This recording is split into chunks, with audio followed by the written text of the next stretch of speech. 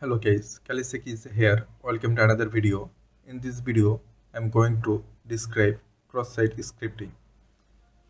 Cross-site scripting is a vulnerability in a web application that allows a third party to execute a script in the user's browsers on behalf of the web application.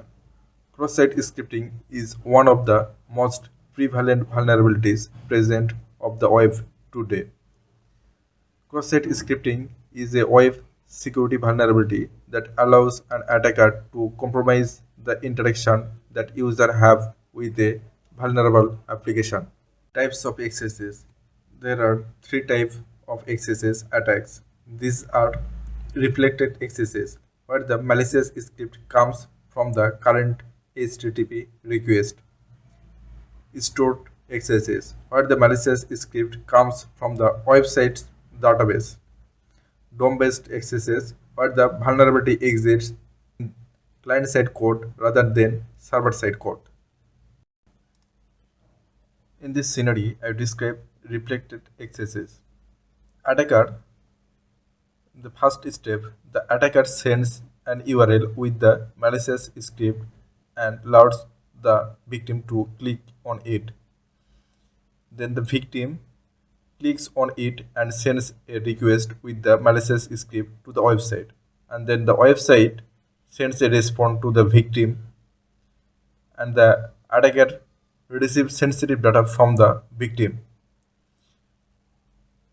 In this section we will explain stored XSS.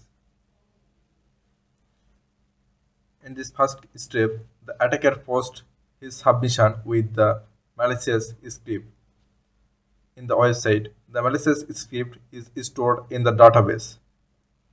Then the victim sends a request to the website, and the website loads the content containing the malicious script from the database. Then the website sends the response to the victim, and the attacker receives sensitive data from the victim. In this section, I will describe DOM-based XSS.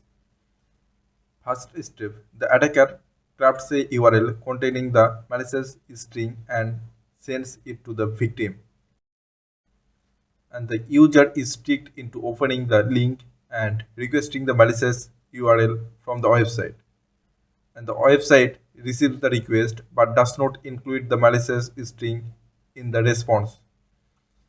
The user browser executes the legitimate script inside the response, causing the malicious script to be inserted into the page. The user browser executes the malicious script inserted into the page by the client-side code. The user sensitive information is sent to the attacker server.